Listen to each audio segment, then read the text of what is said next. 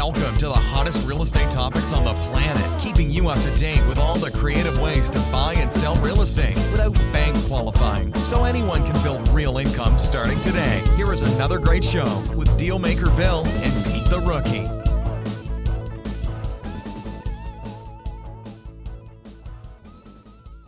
All right, here we are. Another episode of Flipping Houses for Rookies. Okay, we're awake. Wow, my voice didn't do good on that one. Episode number 222, Peter. Wow. 22. We should make that the new lockbox codes for our houses. Huh? We'll upgrade it a little bit from the one that we normally use.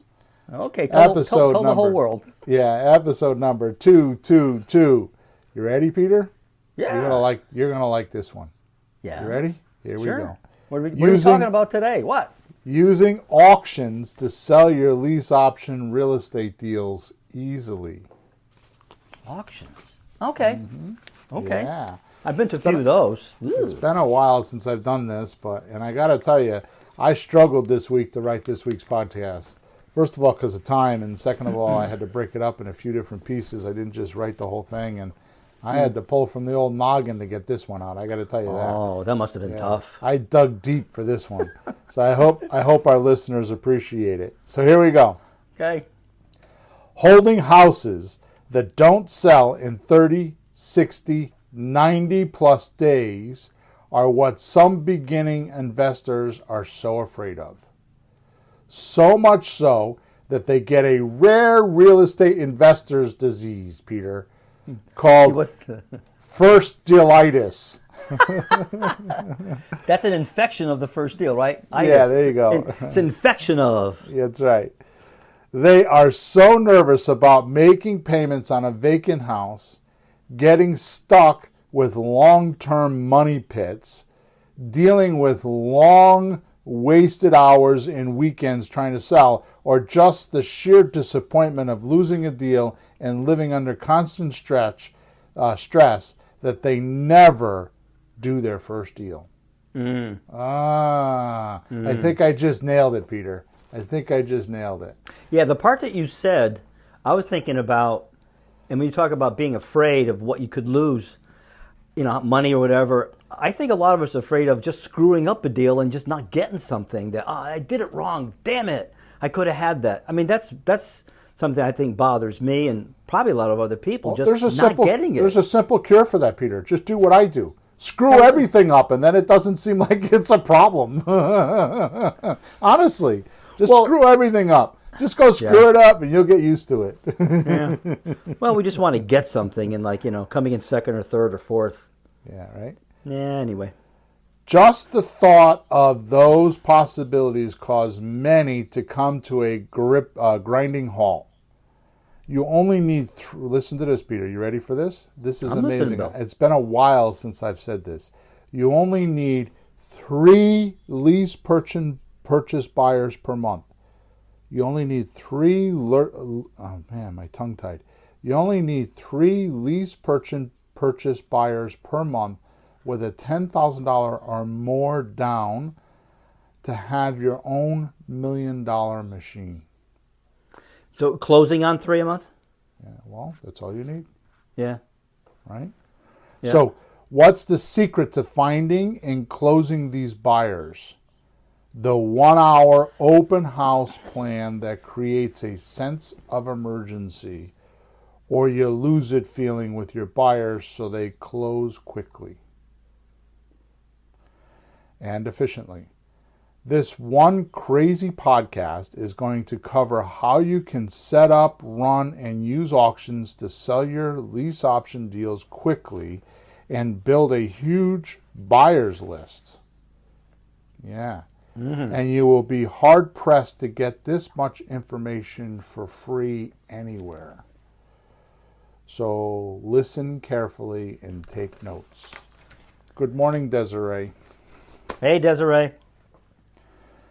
So before I get started, I have to do my normal stuff. So if you scroll down into your description of your phone or wherever you're listening to us or watching us, there's a link in there that's how you can get almost or more than 25 free things from us. There's documents, there's scripts, there's videos, there's checklists, there's all kinds of stuff in there. All about creative real estate and all about how to make your business or your real estate business easier. So just scroll down in the description of wherever you are right now, and you'll see a link there. Just click on that link, and it'll take you right to that page. No stopping it, go. You go right there. Okay. Also, we these days are live streaming. We do it Thursday mornings, 9:30 thereabouts. I mean, we started a little early this morning, but around 9:30 Eastern Standard Time, you can watch us live, and you'll hear us talking to people when we're doing the podcast. That's because I have a screen up in front of me, and if you're on Facebook or you're on YouTube or Twitter, any one of those platforms, I have right in front of me, so you could type a comment or have a question while we're doing the show live, and you could be part of our conversation. Which, if you listen to our podcast recently, we do a lot of that. I have a big screen in front of me, so I can see everybody. Emma told me I need to get glasses. You know what I told her? Emma, too late on the notification. I knew that a long time ago. So where are your glasses, Bill? Where are they? I just got a bigger screen. How's that? Okay. Yeah, okay. So that's called, let me see, that's called pride. That's called testosterone. That's called ego. We could probably come up with another 3 or 4 names before I get done, but I definitely got all those problems. Hey, Bill, is it cheap? No, you mean I don't want to buy the glasses? Yeah. Oh, no, I don't have a problem with that. You just don't want to take the time to go down and get your eyes checked. You got too much stuff to do. No, I just don't want to put glasses on and feel like that I'm weakening, that my eyes are like my body, like I'm weakening, like I need assistance from somebody or something else. It's the ego. Oh, okay. Yeah, well, don't bother. It's much deeper than the pocketbook, Peter. Believe me. Oh, okay. Well, don't worry about it until you start walking into walls. Then you can get them. Yeah. Doors. I don't even want to talk about that. My wife trips over things that aren't even there. I don't know how she even trips. Your wife, Mary, trips on a sidewalk that's going straight down the road. That's her, yeah. Anyways, and I can say that because she doesn't listen to the podcast. She hears enough of me. Yeah, exactly. So just go check us out. Even if you want to go to Facebook or YouTube later on, it's just, go to any platform, type in Flipping Houses for Rookies, and you'll find us. So the content is everywhere. We're doing that intentionally because I realize that some people don't like Flakebook, so they like to go to other platforms like YouTube, and it's been amazing. My coach, who is Will Irish, you can go find him on Facebook. I don't know if you'll get him to help you like he helps me, because I know that I'm definitely a preferred client. But you can go check him out. He has a lot of good marketing ideas on how to use Facebook and all that stuff, so go check him out. Mm-hmm. Okay? So Pete, you ready? Sure. Here we go. I have a very, very, very personal question to ask you. Oh, God. Remember the I Love Lucy episode where Lucy is on the conveyor belt making pies, stuffing pies? Do you remember that episode? I remember the chocolate one. Okay. There was a pie one too, huh? She had pies, and she's got the the whole uniform on with the hat. You know how she is, right? Yeah, yeah. And she's desperately trying to pack the pies with filling. Yeah. And the conveyor belt and the machine is moving them really fast. Faster. Right? It starts nice and goes faster and faster, right? Right. And but she can't keep up. Totally gets overwhelmed with the backed up pies. Yeah. And the whole machine has to stop making pies altogether. Yeah. Remember that? Yep. They're hitting the floor. She's trying to eat them. I don't know. Yeah, exactly. There you go. So trying to put I don't know if you remember it, but you're stuffing it down her front. Yeah, you remember that. Okay, good. So this is the picture I have in my head while I'm portraying my experience on this podcast. Okay?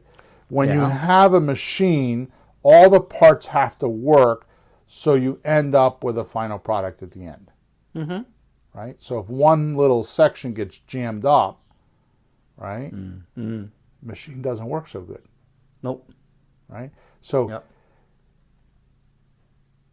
what happens is, so here's another example, just so I can make sure I'm really clear about what I'm talking about, because this is really important. Yeah. Okay, and I know I say that, but a lot. But when I say it's really important, I mean it's the senior datum I'm trying to get across. Okay, so here's another example. What if you had a pipe, right, and you put water in it, right, in one end? Yeah. Yeah. Would it be safe to say the water would flow through the pipe and out the other end? Yep. Okay, unless the other end is plugged. Right. Right? Then it would run out all over. You put the hose or whatever in the pipe, and if the other end is plugged up, it would start running back out where you're trying to put the water in, right? So in other words, it would be blocked. This is much like Lucy with the pies, right? In the machine, it gets blocked up. Right. You follow me? Yeah. Which means you can only put so much water in the pipe before it starts to back up. Okay? So real estate is the same way. Actually, money is the same way, because I worked with a group of guys for 10 years, and we helped small businesses. You know, I did a lecture every Tuesday night about small businesses. We had a whole group, and we used to help them expand using business, really cool business technology, right? Yeah, So, local guys, right? The Yeah. the chiropractor, the dentist, the contractor, just Right. regular local people with their home businesses. Dentist. almost always money would come up. Yeah.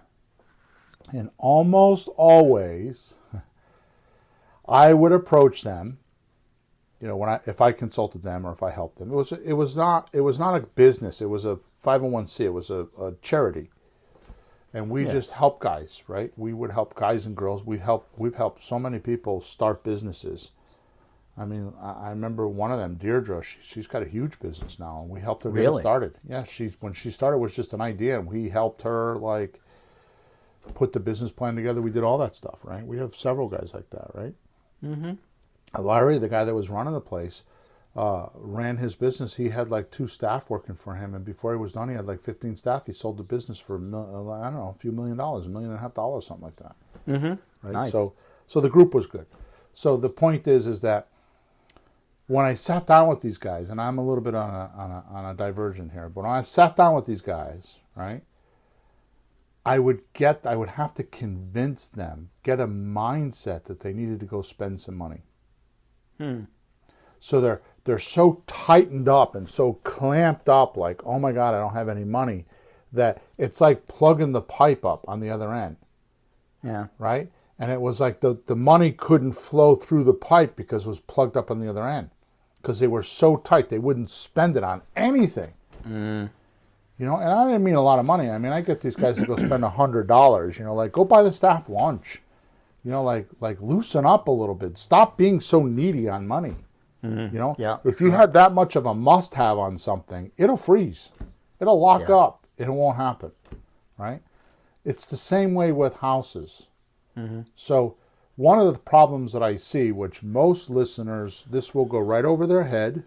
They won't get it because they're not this far along in the process. And I'm not making fun of them. I'm just saying that if you really mentally grasp what I'm telling you right now, your whole life will free up. Right? So what I'm trying to do, if you notice the last couple of podcasts, because I had this realization not long ago that what happened is I created the 8 compartments of real estate. And I made a document, which if you send me a support ticket, I will send to you. It's still in a crude format, but I broke down all the podcasts based on the compartments. So when somebody new comes in, if they want to hear about time blocking, they can see all the episodes we did on time blocking. If you want to know about creating deals or doing paperwork, I broke the podcast down so you don't have to go look at 222 episodes and find that one thing you're looking for, right? So I segmented the podcast so there by the compartments, right? Well, That's I noticed. really good. I'm glad you thought. I should have thought of that, because you have this whole long list, and I've seen those in other gurus and people, and you don't know I've where to never seen start. them. And it's just too many. You've seen it, just too many. So taking what you have and putting in compartments like that, you can see what part of the business you need to know more about. Right. It's great. So, Good idea. So in that process, I realized that we don't talk enough about selling the house, right? So Yeah. I've been on a binge the last 3 or 4 weeks that we're talking about this, and it seems to be going okay. I mean, the listeners like it. I haven't had a huge amount of reviews from it, but it doesn't matter, because some of the stuff I'm doing, my coaching clients could use, Yeah. And once I record a podcast and I keep them, so when somebody needs it later, I'll refer them back to that podcast, and they can so I don't have to spend an hour and a half explaining it to everybody, Sure. each person individually, right? So the point that I'm trying to make here is like I said in the introduction, if people are worried about buying houses, that could melt away if they just know how to get rid of them quickly, and or have a buyer's list, because the best confidence you can have when you're in someone's house is have 85 people on a list, on an email list or phone list that you can call them, and say to the seller, I have 85 people that are qualified and can buy this house right now. That melts away all the confidence in the world. But how do you get those 85 people? Right. So I suggest in the first couple deals, you should take away from the mindset that I need to make 20 grand. You should take away the mindset that I need to make money, and make that a secondary thing. And I know that's hard to do, Pete, because a lot of people need money. But if you already have a job and you're already set up and you're already going and you're already living anyways, because you're living because you're here, Yeah. just prolong that another couple months and go out there and get in some houses and just practice. And then when you find a deal by accident, just do it, even if you're not making money, just to get through the process. Because as I mentioned a couple podcasts ago, your pay for doing that deal for very little money is going to be your buyer's list. And that's worth a fortune to you, because now you can go into the next house and you can say, I got 10 people, I got 20 people, I got 50 people, I got 100 people that are ready to buy this house right now. And it just melts away any confidence issues at all. And guess what? The seller's ears perk up, right? And if you do it correctly, they perk up big time. Okay? Absolutely. So you can't keep the houses you buy you can't keep them unless you're going to use them as rental properties, right? But if you keep the houses you buy by moving on to new buyers, well, the acquisition position of the machine will come to a halt, right? So let me rephrase that. So if you don't have a good selling machine, right? Yeah. Then your buying will halt, because you'll have one or two houses that you have all your attention on. Oh, right? yeah. So this is what I call booms and depressions, Yeah. right? This is kind of like, because I own a gas station with a repair shop, so I can explain it that way. So you have out front, the guy's the service advisor, or the girl is the service advisor. When the customer comes in, they tell the service advisor, this is what I want, here's what's going on. It makes this noise, it does that. She or he writes it all down, and they take care of the car from there. You give them the keys and you leave. They're the ones that call you up and say, hey, it's $3 million. Come pick it up at Friday at 4. Right? So they're like the correspondence between. So they're the person that sells the jobs. Right. So if you're an auto repair owner and it's just you, and you go out front and you sell all the jobs, now all of a sudden you got 13 jobs you got to go do. And then you go in the back and you have to fix all the cars, right? First of all, when you're out front, who's fixing the cars? Nobody. So it gets jammed up. So you go out back and start fixing all those cars, right? While you're out back fixing all those cars, what's not happening up front? Sales, more Right. more business. More business coming in, new people coming in, right? Because you're not answering the phone, you're not doing what you're supposed to out front, right? So you get this peak and valley type income scenario. It goes really high, then it goes really low, and really high. This is the same exact scenario with buying houses. So many investors will like spend all their attention on, I got to get a house, I got to get a house, I got to get a house. Then they get the house, and the first thing they do, I have 2 coaching clients doing this right now. First thing they do is what? Go work on the house. Got to get it all fixed up, because that's fun. That's the create part, right? Let's go paint it, let's go fix it up, let's go hire a contractor, whatever. Most people think that's fun. Okay? That's the creative part of the business. You know, the colors and the staging and, you know, the garden beds and whatever, right? That's the fun part, right? That's the A&E TV, or I'm not supposed to say A&E, but that's the TV shows, right? The reality TV shows. Sure. Okay? What they do, just like the auto mechanic, is they stop promoting to get new houses. Can't be in 2 places at once, right? Right. Yeah. And then more importantly, the longer that house takes to sell, if it takes 60 days to sell that house because of whatever, then they're totally screwed, because now what happened is it took them 3 or 4 months to make that $10,000. Yeah. Because they did it one at a time. They plugged the pipeline, just like Lucy with the pies, or just like the water with the pipe. The pipeline got plugged on the other end. Yeah. And it stopped. Okay? So imagine, Pete, if you could sell your lease options in weeks and not months, right?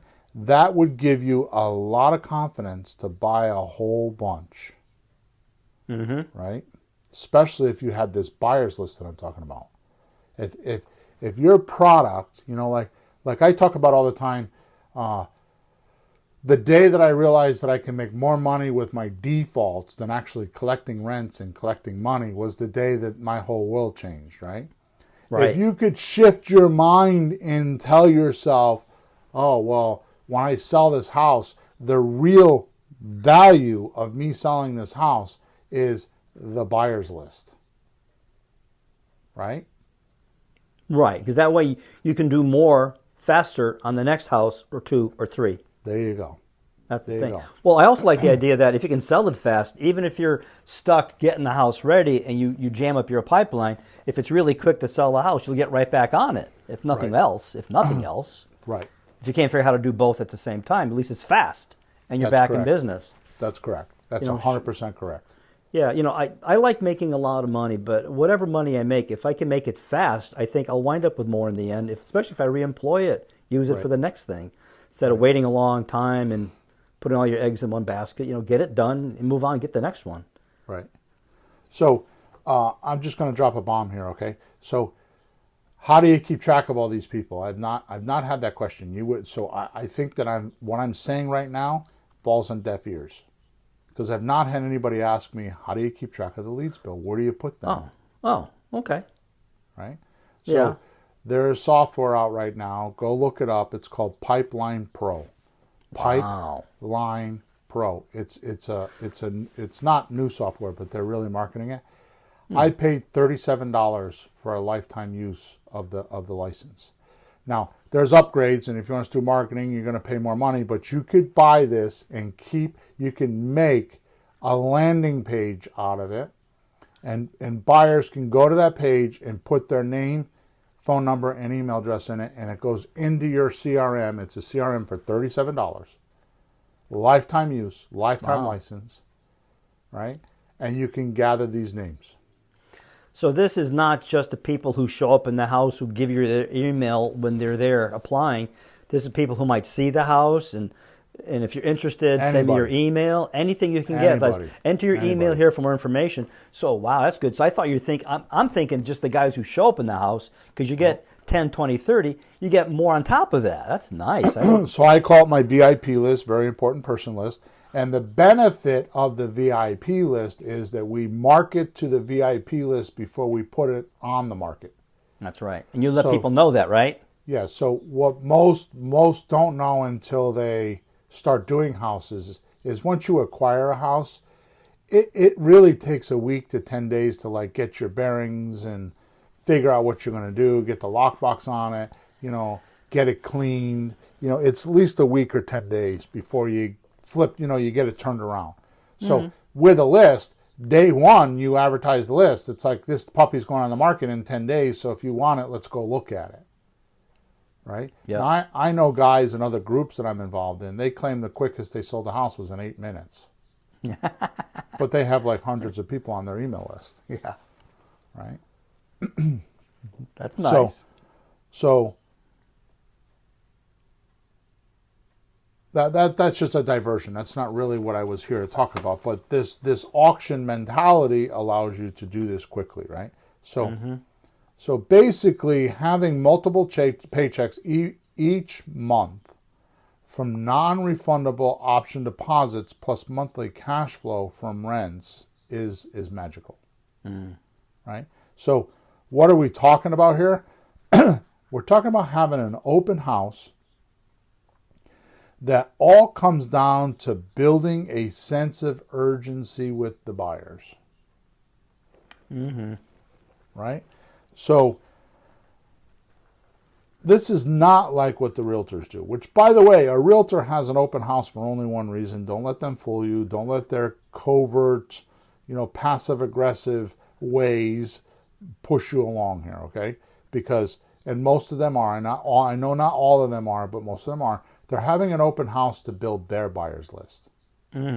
They're looking for buyers. I mean, if they sell your house, so there's two reasons a realtor has an open house. One, to pacify the seller so they think they're doing something. Yeah. And two, to build a buyers list and get qualified buyers in there so that if they don't like this house that they're showing, they can place them somewhere else. And the seller of the house that they actually had the open house for has no idea that's going on. None, right? So, see, buyers buy on emotion.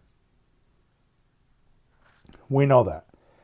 And justify with logic. We know that, right? Sellers aren't like this because they have the upper hand, right? It's kind of like their money, so they have the upper hand. Yeah.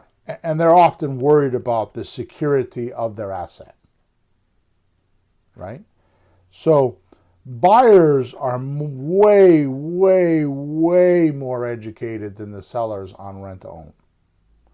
The buyers know how it works. The buyers have seeked out or found out or realized the benefits to them are huge. The sellers don't realize that. Most of them don't even know that they could sell this way. Sure. And they don't see the benefits to them until you do a really good presentation, which is why we have so many podcasts talking about this, right? So the sellers are not always convinced that it's beneficial to them because they have these myths that they think, oh, the renter's not going to pay and they're going to destroy my house. When really what's happening, so this is kind of like, let me see if I get this straight. So this is like, I just got charged with murder, right? I just got, now I didn't kill anybody, but I got charged with murder. Yeah. I'm going to go to jail for murder. Okay? So do I listen to a lawyer that charges me $500 and has done 300 cases like this before? Or do I listen to my brother-in-law who's a wannabe paralegal that's giving me advice? Right? This is what happens to sellers. When they're talking about rental properties, they're talking to the brother-in-law who doesn't run a business. He bought one 2-family house and he had all kinds of problems. And the problem stemmed from him not being educated on how to rent a house. Yeah. Or you talk to somebody like me or somebody that has, 3,000 apartments, right? They don't talk to that person. So the seller makes these adjudications in their head that rental's bad because they heard the brother-in-law or they saw the brother-in-law going through all the crap, and it's not true. But the seller has that stuck in their head. Does this make sense?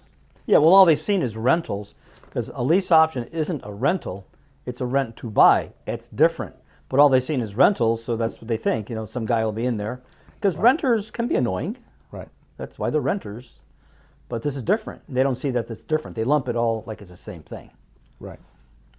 So even though the emotions normally for buyers is some desire, right? Because if we don't create urgency, then it's kind of like desire and often fear, right? They're afraid to make the commitment, right?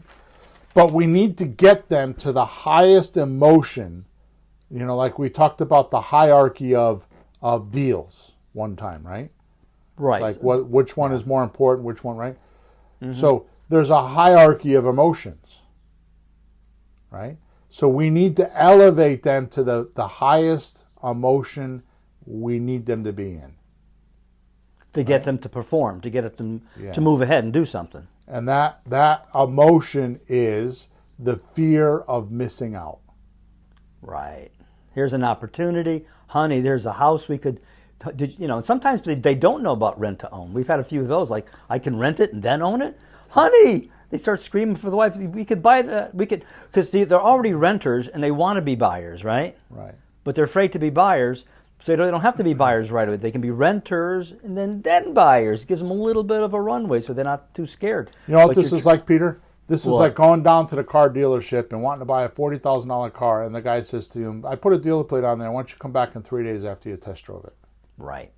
That's what a lease option's like. It's like, here's the keys, here's everything, live in it for 2 years, make sure the school's good for the kids, you like the grocery store, just go test drive it, and then buy it.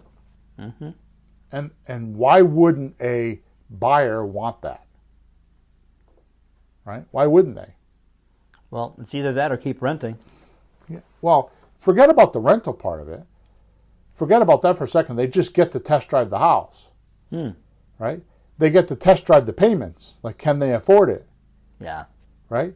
Then once they get through that, they'll make the decision, now I want to buy it, and they're in a position to do that. Right? So another diversion, and I'm not going to get this right. I have to think about this. But one of the things that I do, and I never talk about it, I do this with you all the time, and we've never talked about this, is I believe in putting myself in the path of progress. Right? I believe in being around where the opportunities could happen. Right? So, for example, lately I've been extremely busy and hectic. Why have I been hectic? Because we've been in houses looking at houses. We're making some offers, not as many as we should. But here's my point, is like yesterday, I was telling you this morning, I spent 3 hours with one of my buddies looking at a commercial building. I'm not buying that building. I'm trying to buy it with him. But you would think, how am I going to get paid for that? How am I going to make my money? Was it worth my 3 hours? Well, it wasn't. Not only was it worth my 3 hours, but as I told you, it screwed up my whole day. I was behind because we had our deal hunting monthly mastery last night. I had to get ready for that. That's a 3-hour presentation I got to do. I had to get ready for that, make all the web pages, all that stuff, And so for me to be with my friend for 3 hours yesterday, I had to work an extra hour last night because I had to prepare for the podcast, and I had to get up 2 hours earlier this morning to do that. He doesn't know that. I did him a favor. He doesn't know that. He doesn't know what it cost me in my schedule to do that for him. So you would ask yourself, why would I do that? Why would I do that for free? Well, first of all, I'm going to bust his balls hard on it. So that's just a guy thing, okay? I'm definitely going to make him give me a cigar or two, right? And it's just to break his balls. But all kidding aside, the reason why I do that is because I'm putting myself in the path of progress. I'm looking at $1 million, $1 million whatever building, and I'm talking to a seller. I'm talking to a couple buyers, and I'm like, I'm in the path of progress. Who knows what will happen from that? Who knows if the guys, because my friend and his friend, which I know, but I don't know him that well, all of a sudden see that I'm talented in this area, and next thing you know, a house pops up, and they want me to go look at a house. Yeah. Right? You and I are looking at a 3-family house that we got to talk about. I forgot to talk about that earlier. And we're talking to the lawyers. Now, the chances of us buying that house are probably a little bit slim. But I'm there in a position or in a place where it could happen. Now, I don't think I'm articulating this correctly. I don't think I'm giving the right words for this. But I strive to put myself in places where I have a higher success rate. Right? Well, how about the line that Ron LeGrand uses about like wallowing in it? Oh yeah. Is it that? Sort of. He's like, if there's what is it? I forgot what it is. If I wallow in enough money, some of it will stick to me or something like that, right? Yeah. So yeah, that's a good way to start. But I'm just trying to get across that even if you're not making money with a deal, there's always an upside. So if you do what we've been pitching, and I have been pitching, I've been trying to sell our listeners on this idea. So don't think I'm trying to make this covert or a secret. Go to Flipping Houses for Rookies. Get the script, a for sale by owner script. It's on the free stuff page. Go on to Flakebook Marketplace. Go on to Craigslist. Go on to, I don't know, any place you can find for sale by owner site. Start calling people. Do not try to buy the house. Just make an appointment. Mm-hmm. Go in the house. Record yourself talking. Don't tell them you're recording. You don't need to do that because you're not selling the recording. Nobody else is listening to it. You don't have to worry about legalities, right? Record yourself, and on the ride home, listen to yourself talk.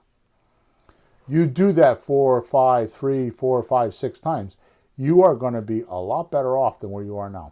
Mm-hmm. But don't try to buy the house. Don't put pressure on. I need to do the deal structuring. I need to know all the math. I need to listen to Bill. I need to listen to... Don't do that. Just get used to talking to people. That's putting yourself in a position of a path of progress because something might happen. Maybe they tell their cousin. Maybe they decide, well, look at the deal we're working on. We're going to have to work on today. I have to call the guy today. $270,000 house. $270,000 house, right? Mm-hmm. We went in, needs a bunch of work. We talked about subject 2, right? He owes 170 or 165, right? Mm-hmm. Mm-hmm. What was my cash offer? 125. And what are we doing right now? With him? A month later, 3 weeks later, what are we doing? We're talking 125, right? Well, didn't we go up a little bit? Right. Well, why are you looking perplexed? We're not talking 170 anymore. He come back at 135. Yeah, so we're back to 125. He's got that in his head, that 125. So he's coming back at the 125. He wants to negotiate, but he came back. Why is that? I put myself in a path of progress. Yeah. Right? And what did I tell him? One of the deal structures, which I'm way off topic here, one of the deal structures was what? The bond it was very simple. It was very simple. So I said to him, he's got $30,000 that he wants to pay. He's got $30,000. Yeah, he knows he knows the house has too much mortgage on it. There's too much of a loan. It needs too much renovation. You can't quite sell it. So he knows he has to put some money in. And then in a conversation, we found out that he had $30,000 to cover that gap. So he's hoping for 135 just to break even. So we're $10,000 apart because I offered 125 for cash, right? And he wants me to pay 135. So I called him back and I said to him, here's what we'll do. Take that $30,000 and pay it to your mortgage company. So I only owe 135 and I'll take over the payments. Mm-hmm. If you want cash, it's still 125. And what's he doing? He's out doing some research right now. I got to call him today and say, hey, how did that go? Path of progress. Mm-hmm. Get enough of those. It's like Hansel and Gretel. Get enough of those breadcrumbs, and sooner or later you'll find your way home. Well, can I tell how I got my first house with you? I'll take 1 minute. Yep. I did just what you said. I started looking for houses. I mean, there's a lot of steps in anything you do. 1, 2, 3, 4, 5, 6, 12 steps, whatever it is. So I figured, let me just do one step. So I did some marketing, like you said. Names started coming in. Okay, step 1, I can get people to call me. Yay for me. This actually works. I called a few people. The lady says, you want to see the house? Holy Jesus, I can see the house? And it was like really 2 weeks after I talked to you. When I called you, I said, Bill, you want to see the house? You were flabbergasted because not everybody listens to you. I don't know why they don't. Anyways, but we were in a house. Step 2 done. We didn't buy it, but who cares?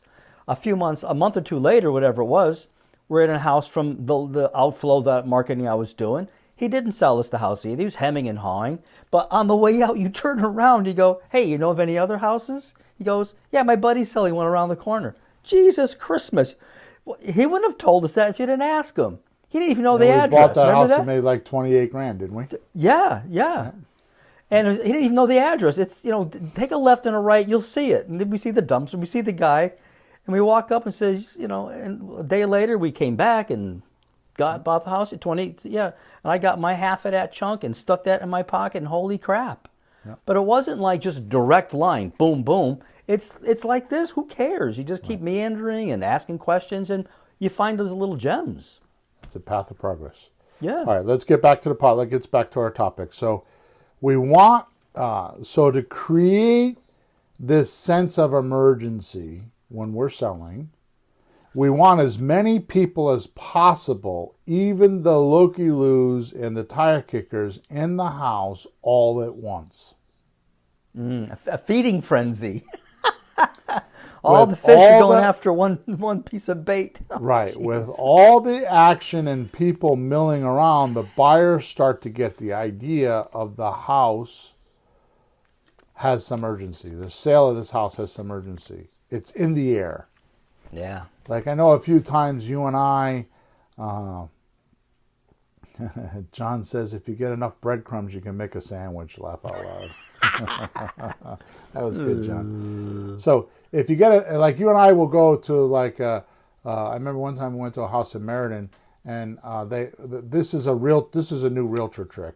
What they do is they list the house less than what it's worth, and then they get a bidding war, and they end up over the price of the house. So this is how they do it. We're doing it a little bit different. Okay. You're saying that's a new tactic? Yeah. Well, that's why I've seen it happen more and more. Yeah, because I asked you the other day, because I get a card in the mail and it said to do that. I said, really? So I asked you, is that good to do? And yeah, it's a thing, huh? So let me list out a few ways that you create urgency, just so I'm clear on this, okay? So the first thing you need to do is you need to make sure that your phrases in your advertising have urgency. View the house this hour only, right? Or the sale ends on Monday, or only 1 hour to buy, right? Or this will sell quick.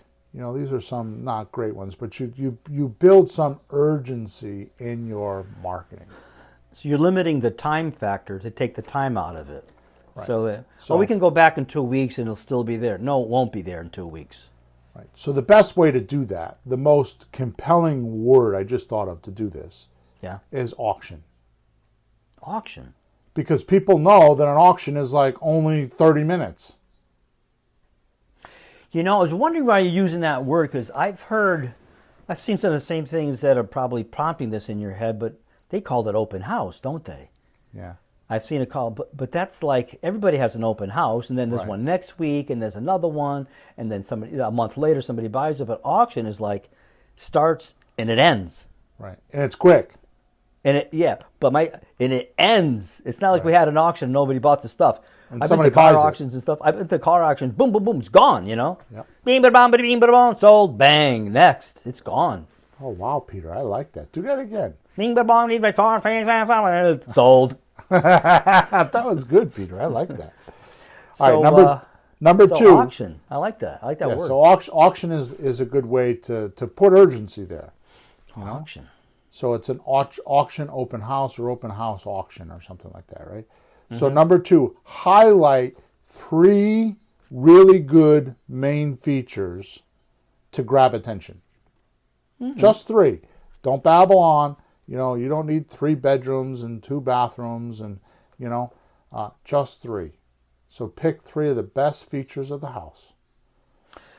Now, you're saying the house, because you always say that in the rent-to-own lease option, the house isn't the real key, it's the financing. So right now you're talking about the house itself. Or the financing. Because that's supposed to 3, yeah. Okay. So buy this house, no bank qualifying, with a 60 by 60 great room, a built-in swimming pool, and 2 blocks from the school. Got it. So, yeah, the financing is the real kick, but those other features make it a good house for them, too. Yeah. Okay, good. Right. So 3, like you just said, compress the length of the time for the open house to be down to like 60 or 90 minutes. Mm-hmm. So your only chance to buy is in this auction that's going to be over within 60 minutes. Yep. Right? Number 4, use sign overkill. So normally we put out like 12 or 13 signs, 14 signs. Mm-hmm. Put out 50. Yeah. Sign overkill. Everywhere put signs out. House auction. Oh, how about public auction? Is that good? Yeah, you could do that too. House auction. I like house auction. Yeah, without bank qualifying. Imagine that. House auction without bank qualifying. Yeah. Okay. And how about some big banners right on the property? Some big, woohoo! We're gonna cover that. Yeah. All right. So I'll wait. But you're right. So create a spectacle around the house in the yard, which is what you're talking about. A what? A spectacle Oh, okay. around the house. Yeah. I said skeptical, but a spectacle. Okay. Okay. So you're going to want to put up balloons and signs and music, and we're going to go over that in a couple minutes. Okay. And the juggling clown? Yeah, if you have to, right? Number 6, have upbeat music, especially when you do the open house. Oh, cool. Right, like have like a something that will get your juices flowing. Right. Number 7, post a high energy greeter at the front door, kind of like a party host, that gives them like in a quick description what's going to happen while they're in the house. Like, look around. If you think you want the house, go to the kitchen, fill out the application, so we know that you're a bidder. Cool. Right? So you have a high energy. I'm going to be 1,000% chauvinistic, just because that's my nature to say things like this, although I don't mean it. I would have like a pretty girl out front, that's kind of dressed nice with a nice dress on and her hair done and good makeup on. And when they come in, it's like the party host. It's kind of like going to the restaurant, the expensive restaurant, and the pretty girl meets you out front. The hostess. And I'm not being chauvinistic. It's just how our society is. Well, okay? Jesus, I mean, I think women feel more comfortable with women. Men like women. And I'd rather talk to a pretty young girl than some old ugly guy, or who wants to see me at the front door. Is that why we don't talk that much anymore? That's it. That's why I don't know why we're going live here. I have to get a communicator that's pretty and young, huh? That's it. That's it. Anyway, so just I'm being overboard right now, but that would help. Okay, just like I would bring my daughter, one of my daughters, a young pretty girl, and just hat her up a little bit, drill her a little bit, like when people come in, you walk in and pretend like you're a customer, so he knows what they're doing, right? And you go from there. You got to show a sense of emergency. So the greeter or whoever's in the house, everybody in the house is like, it ends at 12:30. We got 13 minutes left. We got 18 minutes left. We got 40 minutes left, and you keep looking at your watch. So let us know if you have any questions. Right? You create that urgency. Yeah. Right? So here's another one, Peter, that you wouldn't think to do, but it's pretty clever. Okay? Promote the serious buyers to the not so serious buyers. Say that again. Promote the serious buyers to the not so serious buyers. Can you explain that? So you're in the house and you're talking to Joe and Alice, and they're pretty serious. Yeah. So you leave them and you go and you speak to Ed and Jane. And Ed and Jane are kind of like right on the fence. You say, okay, Ed and Jane, you do what you want, but I just spoke to Joe and Alice over there, and they're pretty interested. So, I could take you or leave you pretty much. Yeah. Right? Because I had this serious buyer over here. Now, I'm going to take that one step further, which is number 10. Carry a folder with the applications in it and kind of flaunt the folder like, here's all the applications I have so far. That creates urgency. Right? You don't have to show them the applications, but just say, here's a folder. I've got 6 applications. I've got 3 applications. I got 2 applications. I got 15 applications. Right? Yeah. Now here's the magic, Pete. Here's the magic. Here's the auction mentality. Okay. What if you were in the kitchen of this house as a buyer, filling out an application, and there were 2 or 3 other couples doing the same thing? Oh, sitting at the table with you? Or on a counter, just in the kitchen. They're on the counter, on the stove, wherever. But they're filling out applications too. Oh, geez.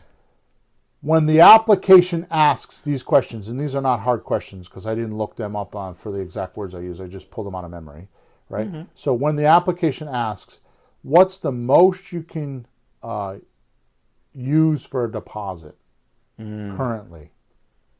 What's the most you can use for a deposit currently? Yeah, and they see other people answering that question. They're going to go, honey, what's the most we can do? Because they see there's competition. Like, if we don't put a good number, we lose. So, honey, what's the most we can do here? 10? Right. No, 12. We can do 15.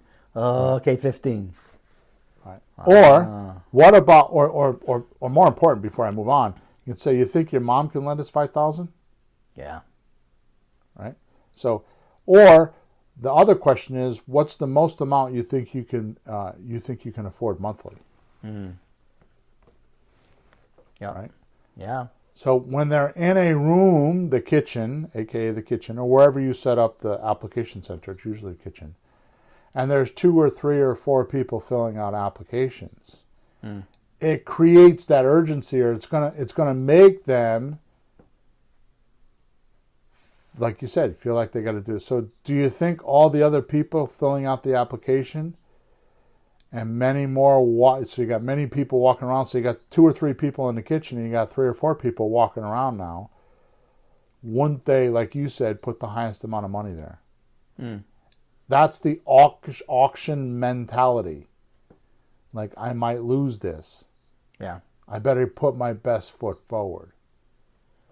Yeah. As opposed to them being in the house by themselves, or it's you dark. Trying to show them house one at a time, right? Yeah, yeah.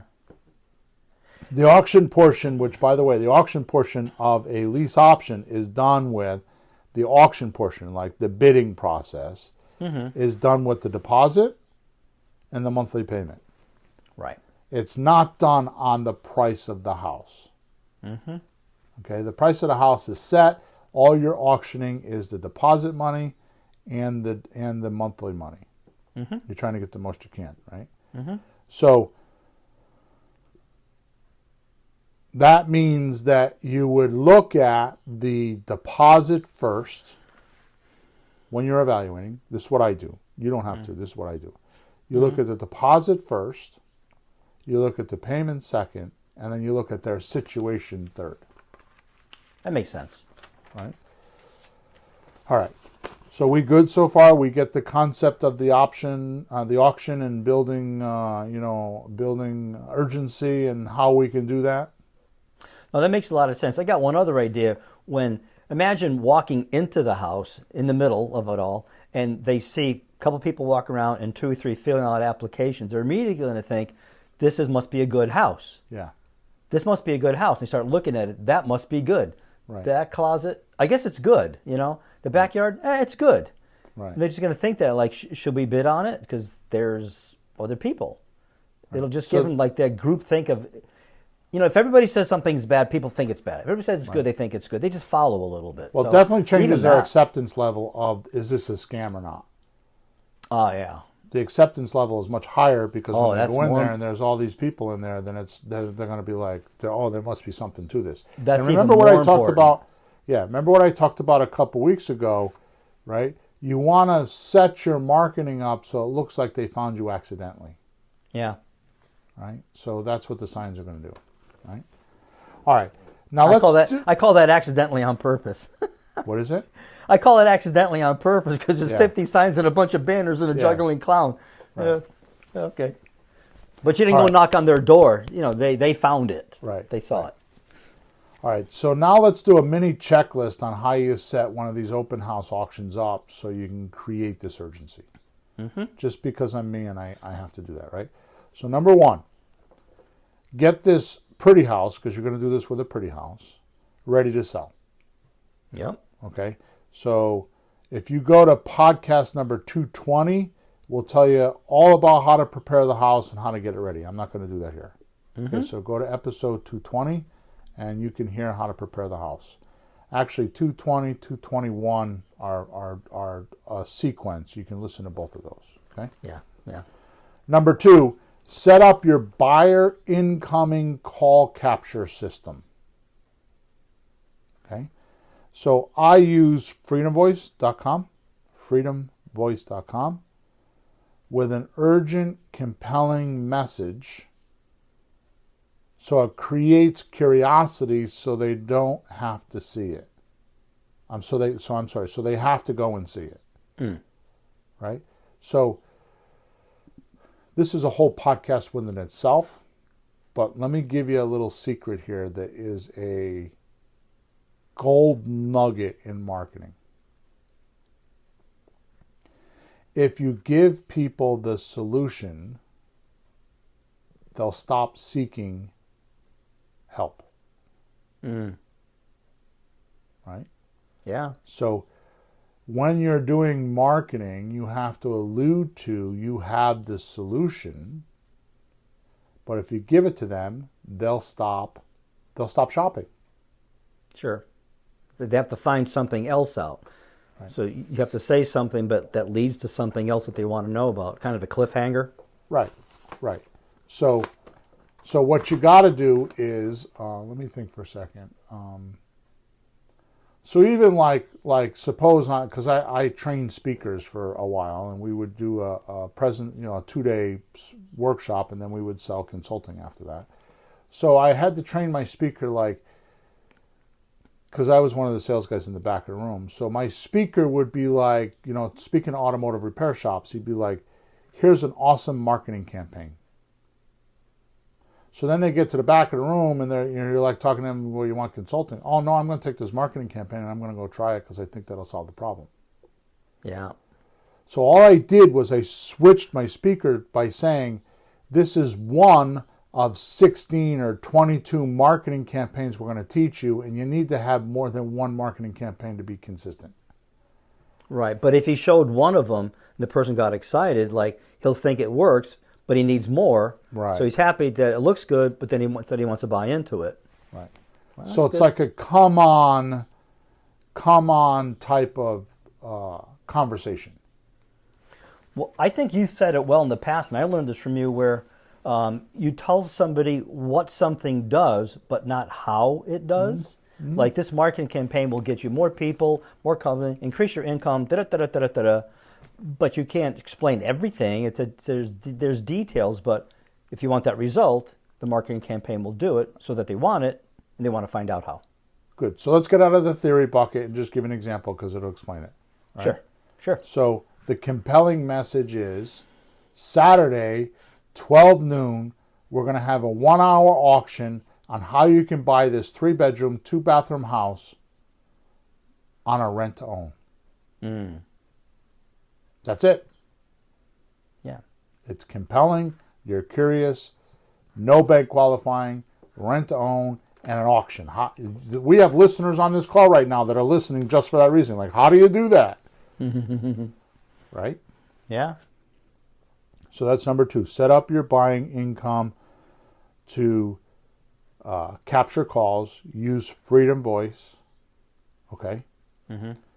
I also told you earlier that you can go to Pipeline Pro. Mm-hmm.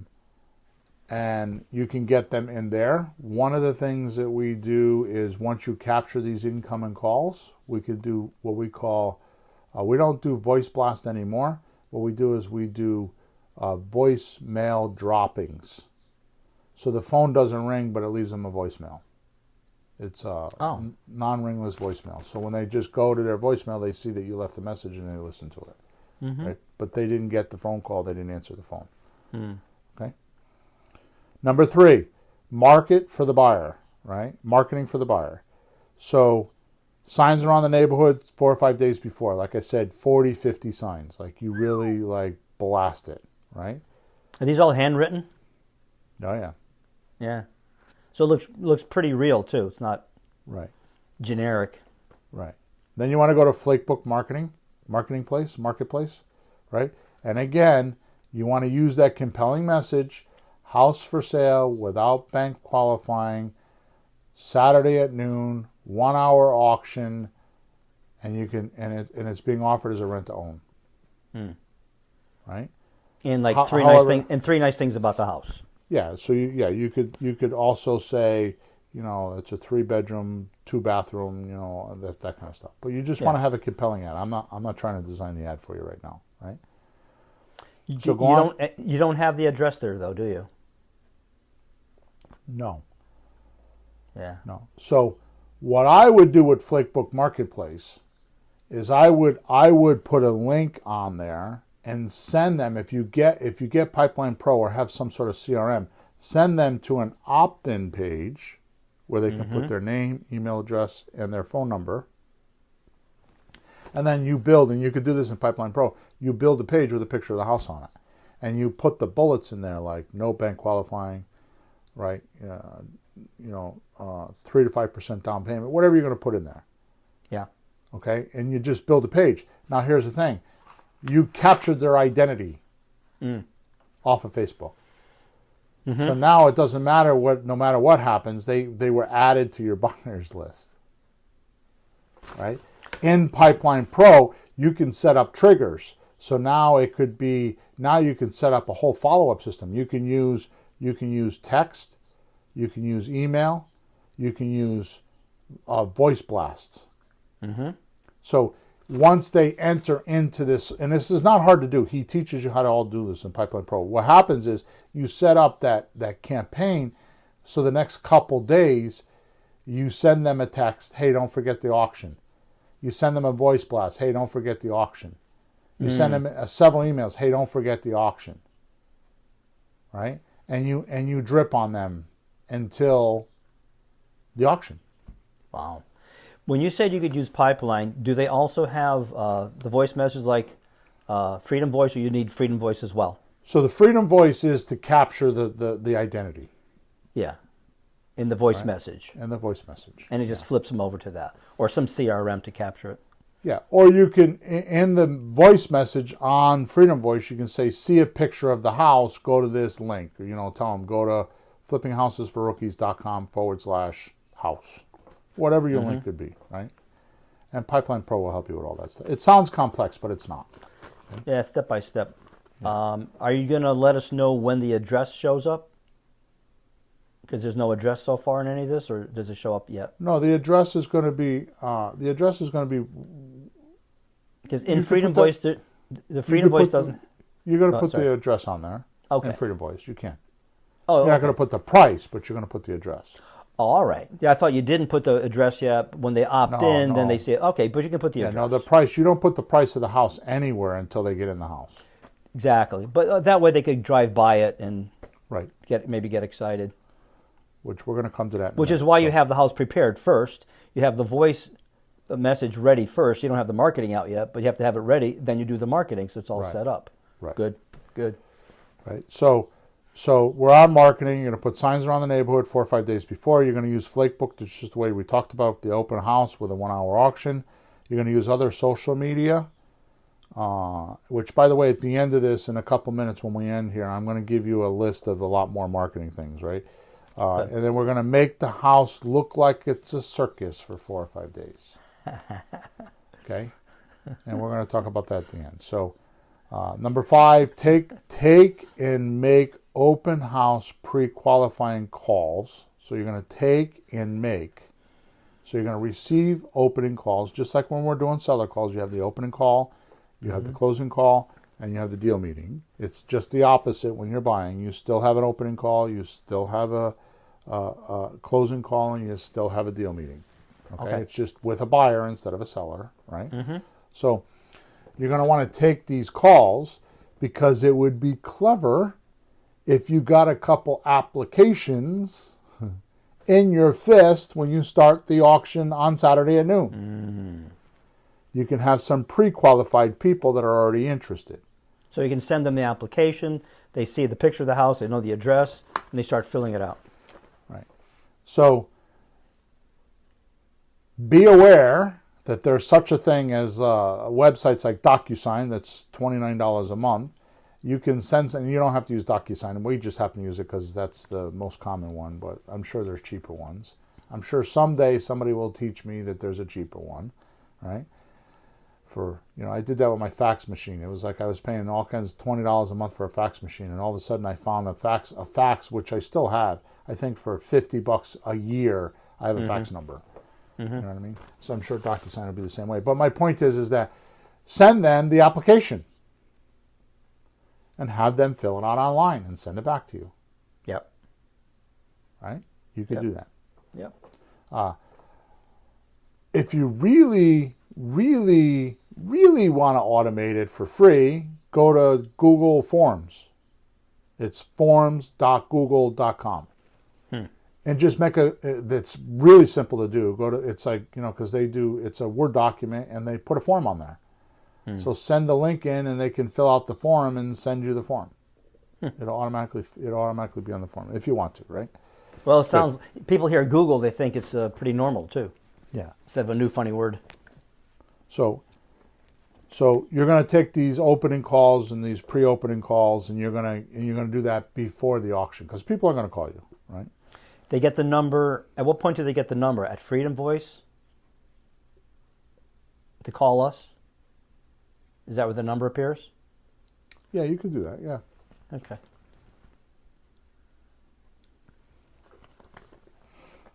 Good. Okay. Yeah. Then so number one, let's just back up. So number one, you're going to get the pretty house ready to sell.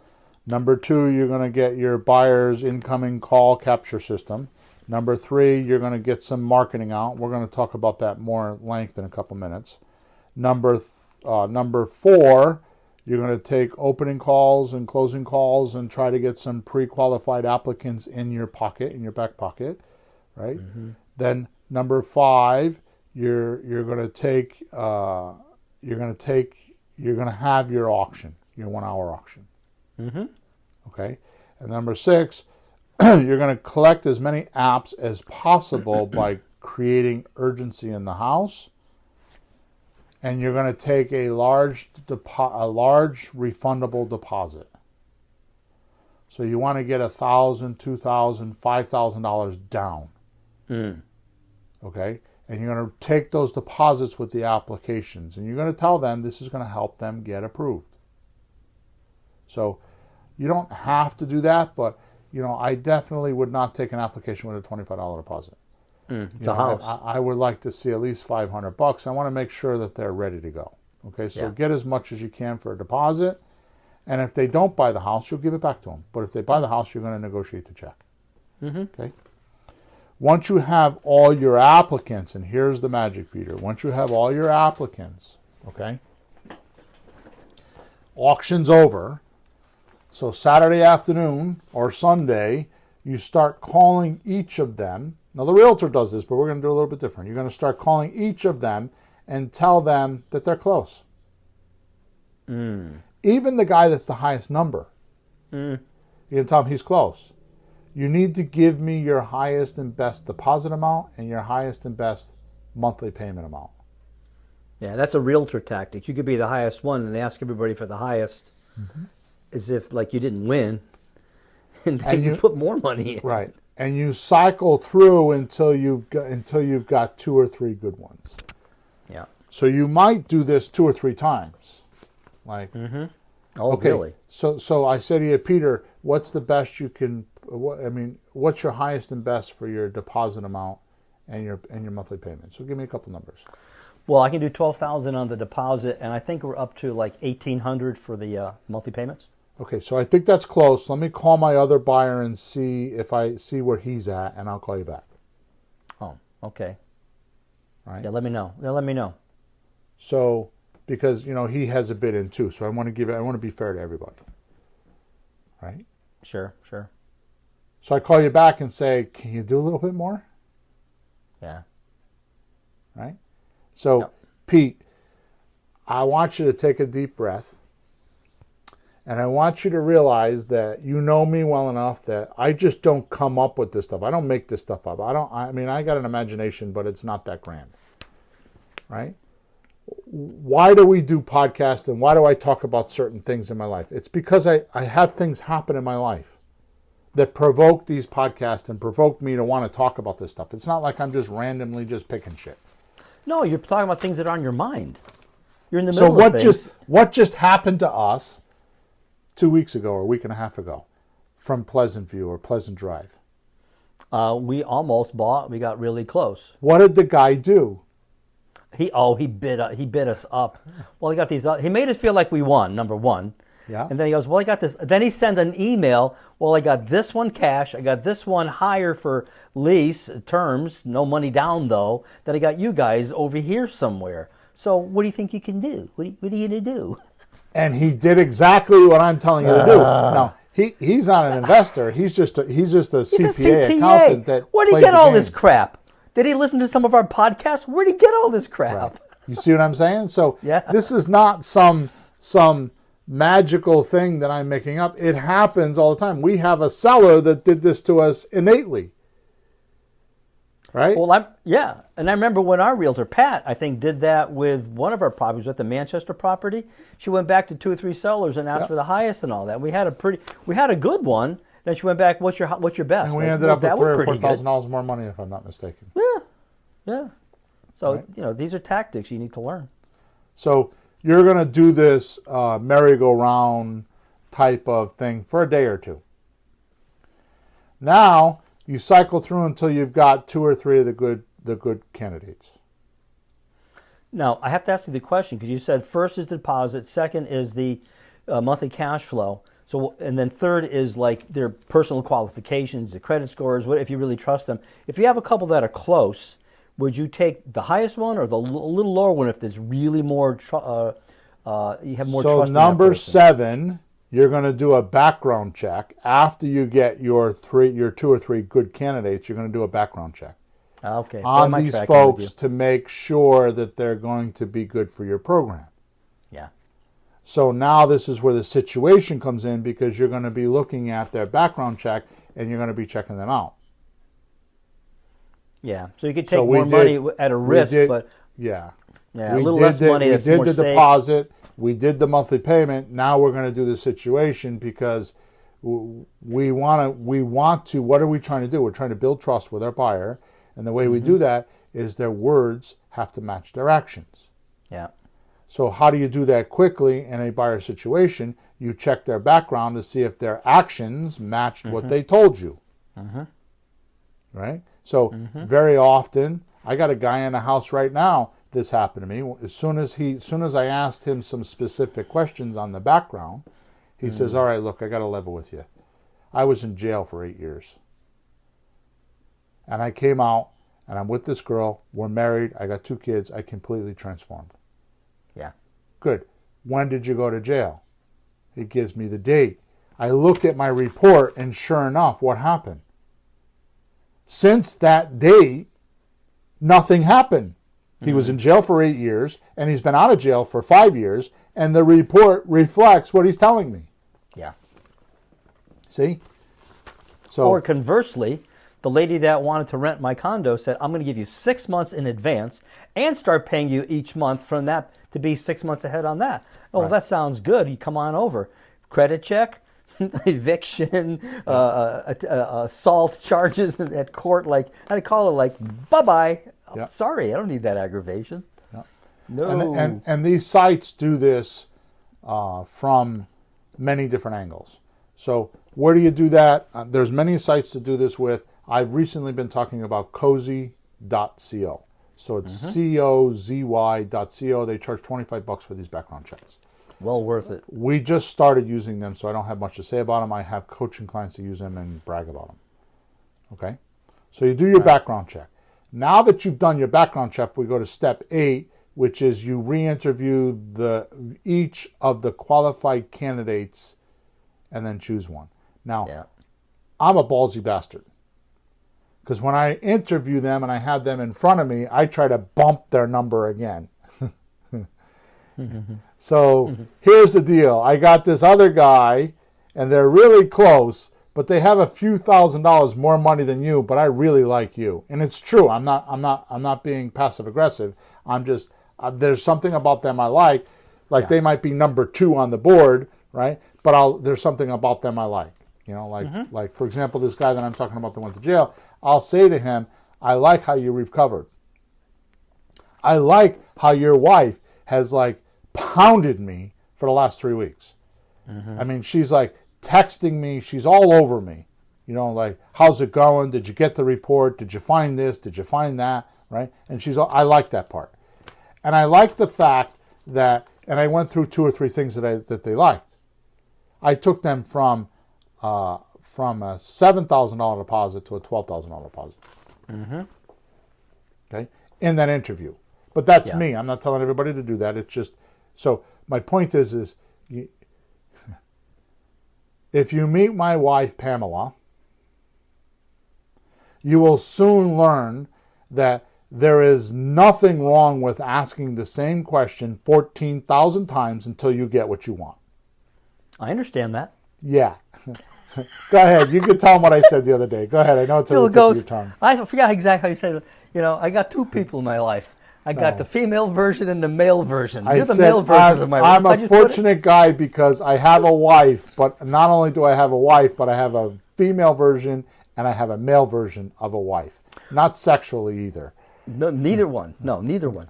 Because so, Bill, you and my wife, the DNA split and you went one way and she went another because you are the you are the male version of my wife. The 2 of you have, and you know it because you've known her for 30 years or more. No longer than you have. Yeah, exactly. And you know it. The 2 of you are 2 peas in a pod. Yeah, we're just have to start talking more and work against you. Thanks. That's what just what I need. Just remember, I'm the professional objection handler here, so you guys can team up all you want. I'm still going to win. Well, Bill, they say behind every successful man, there's a woman and a man. Oh, yeah, okay.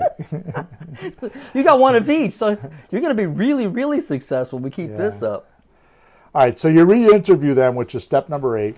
And step number 9 is because you have more than one candidate, if anybody hiccups, you just move on to the next. Yeah.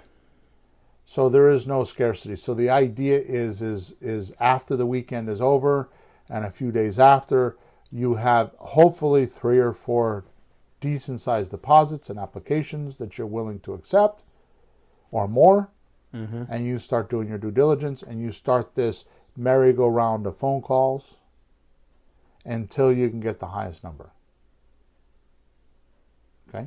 And you have a document that allows you to take more than one deposit legally too, right? Because that's usually not the case. Yeah, I wasn't going to talk about that because now they're going to ask me about that document. It's a $6,000 document. The only place you're going to get it, let's just get it over with. The only place you're going to get it is to go on flippinghousesforrookies.com, go under courses, and there's a place where you can buy all my documents. And they're a few $1,000s. I don't even give that document to my coaching clients. Unless they absolutely have that deal, then I'll give it to them. But it's not anywhere else except in there. Okay? So because it literally cost me $6,000. So I charge a few $1,000s for my document. I can rattle off. There's one my lease in there cost me $3,500. That document you're talking about cost me $6,000. No, the cost you're talking about, just to be clear, is what you had to do with a lawyer to get it to be really good, tight legal document. That's your legal fees. And some of them I bought from others, but then I had to give it to the lawyer and spend $1,000, $1,500, $1,200, whatever, $500, whatever, to like dust them up. Yeah. Okay. So my option, my document package is well worth it. Well worth it. Okay. Well, I'm sure it makes money and saves money. Yeah. I mean, your free scripts make money. I mean, how many times have we called? Come on, just stop being cheap. Put it on your credit card and pay it off bit by bit. But the deal hunting mastery call. We did a call the first week of September. We did our second call because it's a monthly thing. Is the first Wednesday of the month. So last night was the first Wednesday of the month of October, and I did the call and I started off. And there's 4 people in there that did what I taught them last week, and they have multiple deals. They don't have one; they have multiple deals they're working on. Nice. because they went through what I taught them last month. And there's 4 of them, which is, I mean, it's not like I got hundreds of people in there. There's like, 15, 20 people in there. You know what I mean? So it's a big percentage. It's got to be 25 or 30% of them actually did it, and they have deals. They're And you working just started. on deals. You just started too. This A isn't month 6 ago. months later. This is my second one, right? All right. Yeah. So we're getting towards the end here. So let's go back to the marketing, because that's where this whole concept is at. Yeah. Right. So I put in an email yesterday. The truth, Pete. I revealed the truth. I'm a marketing guy first. Then I'm a real estate guy. So if you think I've dazzled you with my real estate experience, that's the second of my talents. My true talent is marketing. That's my passion. That's I shouldn't say that. Real estate's my passion, but the marketing was there a lot longer than the real estate. Okay, and I've spent a lot of money and effort and all kinds of stuff on marketing, and that's how I've made it in the real estate business, is through the marketing. Well, you can have the best product in the world, but if you can't sell it or get people to see it, what good is it? Right. So that's my spiel there. I'm not even trying to sell you on it. I'm just telling you that I've spent hundreds of thousands of dollars on marketing, buying and selling houses. So when I spew these things off, they're not just because I read a book. Okay? These are live examples with real hard-earned money spent, and either you take my advice or you don't. It doesn't bother me. Either you pay me to educate you, or you pay it in ignorance when you make the mistakes that I've made. So you're paying either way. It's which way do you want to do it? You want to take the shortcut and get help with my courses and my coaching, or do you want to try to reinvent the wheel and go do it yourself? Because you're not saving money that way. As a matter of fact, most of the things that I teach, if you notice, they're stories. They're parables. A parable is a story that teaches you something. That's like the Bible. The stories that teach you something, right? So they're parables. Why are they parables? Because everything you bring up, I got a story. And it sounds like I'm talking too much, like I'm too verbose. I remember Naomi was, she thought I was too verbose, right? When she was around. But you know what? Well, look where she is and look where I am. I tell my stories because they're a good way to learn, right? And it sounds like I'm talking too much, which maybe I am, maybe I'm not. But I know that when I leave a conversation, you walk away hopefully thinking, I got value out of that. And that's what I like to do. Okay? Yep. Marketing. Enough talking about me. Marketing. So here's some ideas. Ready? Yep. So signs, but 2 different ways. Oh. So one is signs about the lease purchase. House for sale, no bank qualifying. House for sale, owner financing. House for sale, lease to purchase. Those are 3 different examples, right? And they go to your free recorded message. Then you're going to have signs that have directional pointers, right? So if you were to look at it from a circumference point, you have the house. The signs closer to the house are going to have the pointers and try to get you to go to the house. The further circumference you go out, or the further you go out, that's where you'll start putting house for sale, lease to purchase, and you're not going to try to direct them because they're 2 miles away. Because when I say put out 50 signs, I don't mean put out 50 signs like every corner around a 2-block radius. I mean, you could do that, but it's not going to do that. You kind of want to go out further and further and further with circumference. So the further you go out, the less you're going to try to direct them. Right. Does that make sense? Oh, yeah, absolutely. You got to catch more people that way. There's some really busy spots near the mall, near the Walmart, near Home Depot, or wherever the traffic goes. Yeah. So on those houses, going back to what you were talking about, I'm sorry, on those signs, going back to what you were talking about, you're going to put the address in there because they can put the address in their GPS and find you. Yeah, well, that's different than when this first started. We didn't have that at all, did we? So that's a bonus nowadays. Yeah. Right? Yeah. All right, good. So number 3, Zillow listings with an open house. So you're not promoting the house, you're promoting the open house. And again, use urgent words, your compelling message, like I talked about earlier, use that compelling message. Okay. Mm-hmm. 4, obviously, Craigslist, you would do the same thing. Yep. Okay. Number 5, Flakebook Marketplace, which we just talked about. Mm-hmm. Okay. And use the compelling message. Use pictures. Use lots of pictures. Okay. Yeah. Then you have Facebook ads in the neighborhood with the address and a radius. So now you can go in and buy ads in Facebook Ad Manager. Yeah. You can set your ad up, so you put your compelling ad in there with pictures and a description and all that kind of stuff, right? Even a link that goes back to your website that you made in Pipeline Pro, right? This is not hard to do. It's harder to explain than to do it, right? Mm-hmm. Did you get what I just said? Yeah, it links back to the pipeline. So you're going to create an ads manager that will go out. Facebook will distribute that ad for you. Mm-hmm. So Facebook needs to know who are they going to distribute that ad for you. Who should they present this ad to? Yeah. So what you're going to do is you're going to put the address of the house in like a mile radius or a half-mile radius. Mm-hmm. So Flakebook knows where those people are because they have their addresses and stuff, right? Mm-hmm. So they're going to present people in the neighborhood with that ad. Yeah, because you can pick the radius from the address, right? You pick. Right. So it's going to present those people with that ad. So what you want is a compelling ad that says, house for sale, auction, on this house, or however you're going to, some compelling ad, which I'm not here to teach about the ad right now, but you want a compelling ad, and then you're going to pay to have Facebook put it in front of people in that neighborhood or around in that radius. Yeah. Right? So you can do that. Facebook is very liberal. Obviously, we've talked about this before, but they are not good. They don't want you to get within 10 miles of somebody's address because Zuckerberg is afraid of his own shadow, so he thinks everybody else is like that. So he doesn't want anybody to find him, so he figures everybody else is like that. So Facebook is very liberal about not releasing that information or letting you get too close.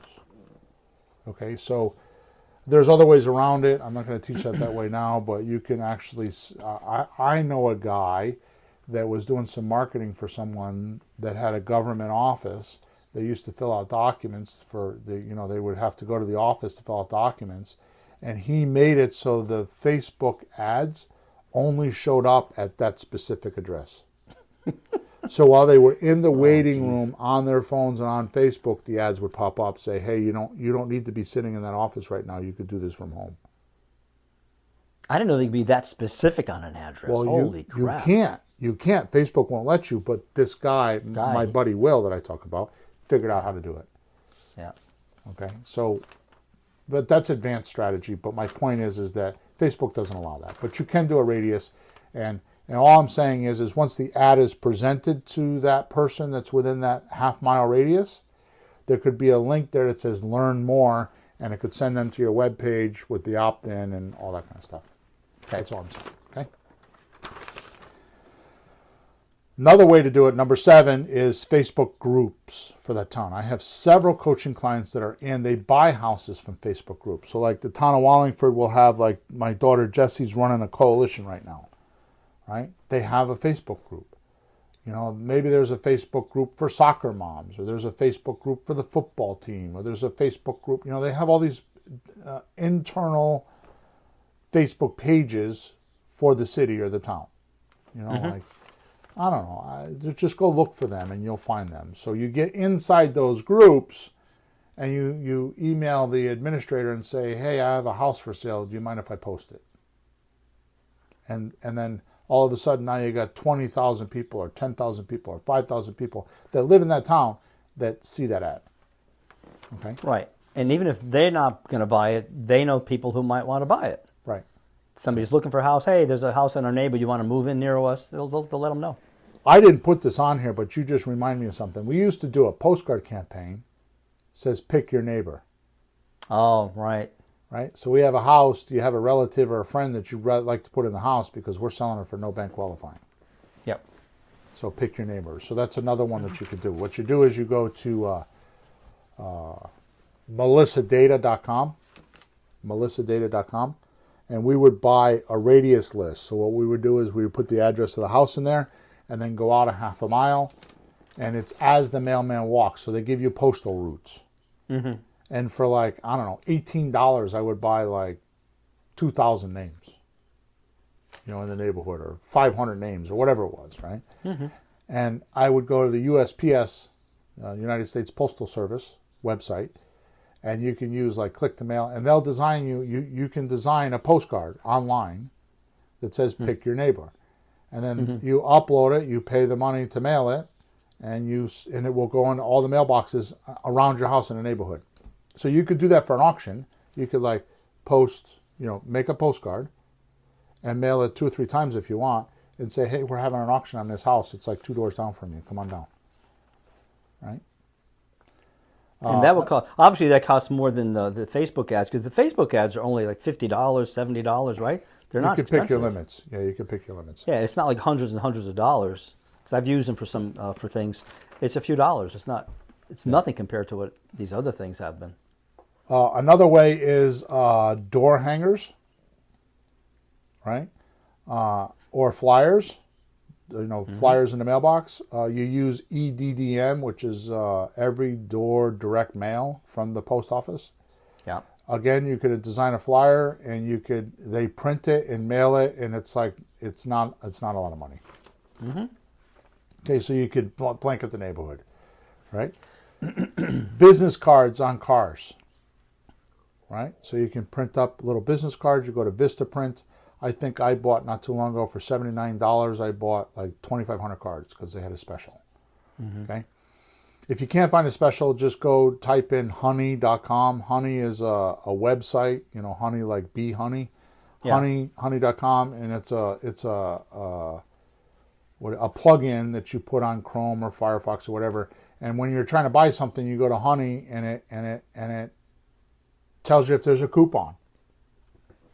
So Vistaprint has a lot of coupons, so you can go get the current coupon. So either go find a coupon for Vistaprint, or just print a bunch of, for not a lot of money, even if you bought 500 cards, you can get it for less than $100, right? And you're not making these specific to a particular house, just a generic, like buy a house, no bank qualifying. Yeah, and you could put on there. I was talking about this last night. You could do one of two things. You could put on the front of it the free recorded message, which is the phone number you have with Freedom Voice. So when you stop selling this house, you'll just change the recording on the Freedom Voice for the next house, but the number stays the same. Cool. Right? We use TextMagic to do texting. So TextMagic is a free software that you can use to text multiple people and then answer them one at a time. And it doesn't cost anything except for the phone number is $3.99, and you pay 1/2 cent per text. You could use TextMagic, and like we do with the sellers, on the back of it you could put on there text me at. Mm-hmm. And it'll go into your TextMagic account because you give it your TextMagic, or just text your phone. Yeah. Right? So those are just, again, advanced ideas. So the business cards, what you do with these business cards is you put them on cars. I go like in a Walmart or places like that. And the trick is you put them on the door, on the driver's side door above the lock. You don't put it on the windshield or anything like that. So when they're unlocking their car, between the window and the rubber, you just right near the door card handle. In there. Right by the door handle. Right near the door handle. Right by the door handle. It's right so there. So while they're unlocking their car, they see the card. If you put it on the windshield, then what happens is they get in the car and they see that it's there. They have to get out of the car and they get pissed off at you and they go complain. Or they drive through the parking lot with the windshield wipers going. Yeah, exactly. Right. So business cards is a good. Referrals is another one. If you could tell everybody you know that you have a referral. If the person buys a house, you'll give them $250 or something like that. Right. Now we're gonna kind of go into Bill's planet here, okay? So this is a little bit weird, some of this stuff, but I would do this. You may not want to do this, right? Spotlights. You can rent spotlights for like events, And at night, from from now here it's dark at 7 o'clock. So from 7 till 10, have spotlights going in the front yard, and attracting people to come to the house. Okay. By the way, you could put flyers on the front of the house of how the auction's going to run. Oh, like take one, please. Yeah, you can go to Home Depot and buy a little, or Lowe's and buy one of those little boxes that, you said take one. So when somebody comes over there at 10 o'clock at night and they see your circus, they can take a flyer and they get the information, right? You might want to put, like you were talking about before, spinners and balloons and lights and music and big signs, right? All over the front of the house. You want to make it look like a carnival. Yeah. Right? You can get those balloons, like the used car guys have those ones that are out front of their car lots. If you're looking for a place like that, just go to a used car lot and ask them, where do you buy that stuff from? And there's people that make that stuff if you can't find them online. Yeah, probably party favor stores. No, I don't. No? Maybe some of the. But go to a used car lot, because they have all that type of paraphernalia. Okay. But yeah, you could. I mean, a party store would be okay, but I don't think it would be enough. Yeah. Okay. Right. You're gonna want to get banners. You can go down to, and you can buy banners on Vistaprint. You can buy banners like at a local. Just go to Home Depot. Not Home Depot. Office Max or Staples. All those shops. Guys. Yeah, print shops make all that stuff. FedEx print and all that. Get a banner and strap a banner on the front. For not a lot of money, and you're just gonna make it a whole. And like you said before, make the banner so you can use them again. So not just for that one house. Make the signs for that, okay? Yep. All right, moving on. Number 14, a person standing on the street, especially the day of the auction, with a sign, waving a sign, right? Even if you want to get more attention, put them in some sort of a costume, right? That would attract attention. And just put on the sign. It should be yellow, by the way, goldenrod, right? And just say, house for sale, no bank qualifying, auction at noon. With an arrow. And get somebody to stand out there for 2 or 3 hours, starting at 10 o'clock or 9 o'clock, and just get them to go to the house. Yep. Right? Good. So, if you don't know what I'm talking about, this is like when they have the business going out of sale, or businesses... going out of business? Going out of business sale is what I'm trying to say. Final sale. Yeah, the guy with the sign, he's going like this. Yeah, he's like making a bunch of attention, okay? Buy my pizzas, jumping up and down. Right. So if you want to go really crazy, okay, you can find something outrageous like an elephant, rent an elephant. Right? I didn't want to say it. I didn't want to say the pony rides, but you go right ahead. Pony rides is good. Donkeys. Okay? Yeah, monkeys, any of that. Or a movie star. A lot of times you can get movie stars or athletes. Like with me, it would be easy because I could pay Tabucky Jones, who I have cigars with all the time, to come down and he could sign autographs. Wow, that'd be awesome. You know what I mean? So there's a lot of actors and actresses that are played. They're older. Their name is bigger than they are. And there's actually websites where you can go where you can rent their name and put them in a market. I mean, look at Tom Selleck right now. Tom Selleck is on. Well, I watch Fox News, no surprise. I also watch CNN and CBS, but I watch Fox more than anything else, right? But Tom Selleck is all over Fox News selling reverse mortgages. You can trust me. Well, how can I trust you, Tom? Well, there's no reason not to trust him. I mean, he's not in any scandals. He's a great actor, but that mortgage company bought his name. Yep. Right? So he's a played actor. He's pretty much not making movies, not doing anything else, and he wants some income, so he'll rent his name, right? And his image. So you could do that. I mean, this is outrageous, but I'm just giving you ideas. Okay? So let's wrap it up, Peter. Here's my final words. How did I do so far? Did I deliver? No, that's good. It's a great technique. Just shortening the whole thing up, making it more fun. I was talking to our broker yesterday, and we just looked at a multifamily, and the guy takes people through one at a time, right? We didn't see anybody else. He says there's other people. We don't know that. Right. He says there's other offers. We don't know that. I talked to the broker we use more. She goes, one at a time? She grabs people in groups and shoves them through, so people see there's a bunch of other people here too. So you know there's other people there too. Yeah. You see them. She's clever. She's very clever. Yeah, we like her. All right, here's my final words. 3 things. A, it's a numbers game. So get high numbers with lots of attention, which is the magic of the auction. Just get a lot of attention. However you can do it, get attention. Yep. Maybe you know a newscaster that can do a news reel for you. Maybe you know somebody that works at a radio station and can do a spot on the radio. Maybe you could have somebody call the cops on you and the news station at the same time and say, have the cop over there trying to arrest you because you're making too much noise. And you get on the news. I mean, I don't care how you do it. Just get a lot of attention. Okay? Because bad press is better than good press anyway. So, better than no press at all. I got sued one time. We sold a car. My 75-year-old salesman, who was white, sold the car to a 70-year-old black woman. And she sued him for discrimination. This is 25 years ago. Right? Truth of the matter is, when I actually got to the end of it, I found out she used her sister's credit card to buy the car with, because she stole it from her sister, and she wanted the money back, right? But she went to a lawyer, and the lawyer put a twist on it that it was discrimination. Lovely. They went to the newspaper and wrote an article on me. So I'm like, oh my God, this is going to kill me. This is going to kill my business. Mm-hmm. Would you know that the next month, the next 3 to 4 weeks, was my highest ever in sales? Because they gave me bad press, and that's when I learned that. Jeez. By the way, I won the case. She actually passed away, but I won the case before we could finish. I won the case, and it wasn't anything horrible. It would just cost me money for a lawyer. Yeah. Okay? But my point is the bad press boomed my business. Okay? So it's funny.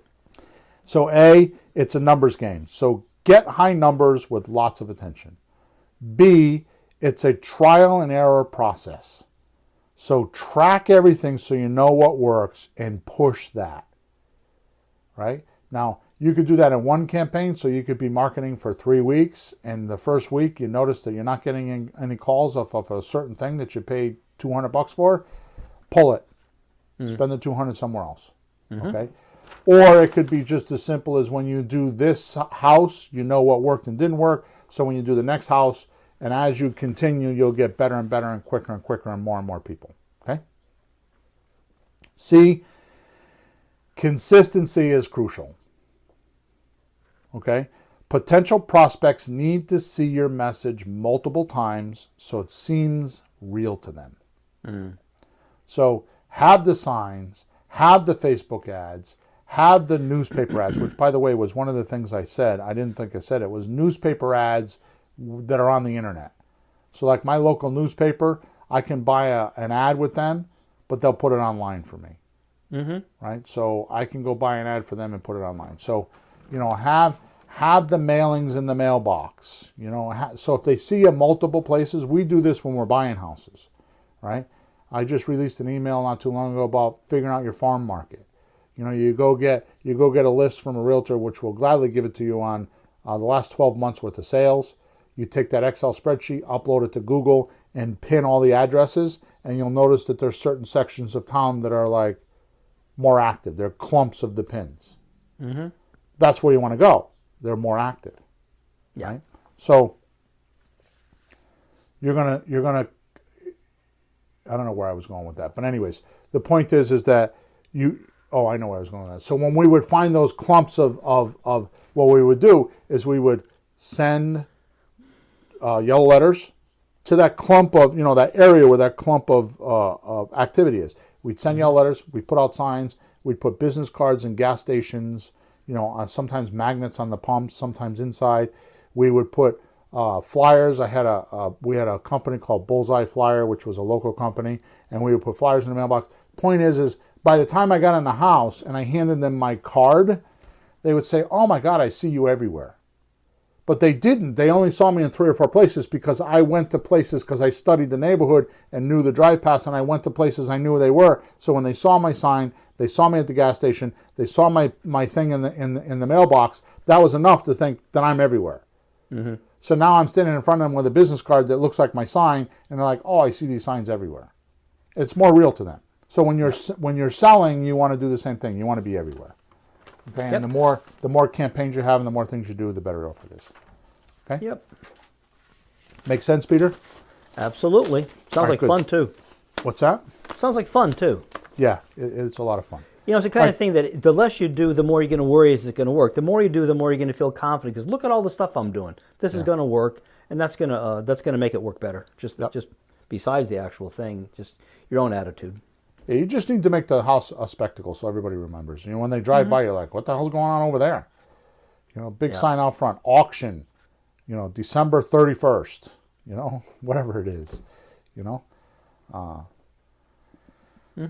right, good. So before we get out of here, I just want to remind people, please leave us a review. Go to flippinghousesforrookies.com. If you scroll down on the page, the podcast is there. Right below that is a place for you to leave a review. I've had amazing success lately with people leaving me testimonials. So go to flippinghousesforrookies.com. Top of the page, it says testimonials. I have software right on the page where you could type it in. You can leave an audio. You can do a video live if you want, or you can upload a video if you want. And just leave us a testimonial. There's lots of them on there. So I really appreciate if you've done that. If you haven't, take a moment to do that. I feel like we give a lot of content here, and it's a good way for you to get your exchange in with us, so you don't feel like I'm giving you a lot and you're not giving me anything, because I have a lot of people on the phone that tell me that. Also, make sure in your description you scroll down and click on the link wherever you're watching us. If you're listening to us on the podcast, scroll down to the description, or Facebook or Twitter or YouTube. It's in the description. There's a link there for free stuff.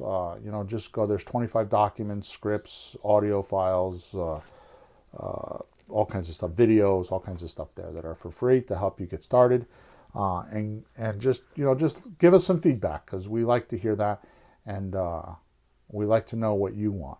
If you have any suggestions about what you want to hear about or a topic, just send me a support ticket, which is at flippinghousesforrookies.com. Top right hand side says support. Send me a support ticket, and we'll see if we can. We've done that in the past where somebody has a topic that they're struggling with and they want us to talk about it, so we'll make a podcast about it. Okay? Absolutely. Thanks, Peter. Thanks, Peter, for being here with me, and we are over and out. We'll talk to you next week. Thanks for tuning in to the hottest real estate topics on the planet with Bill and Pete. If you want to continue learning how to buy and sell real estate without money or credit, head over to flippinghouses.club for some cutting-edge real estate wealth tools. Or contact us at info@flippinghouses.club.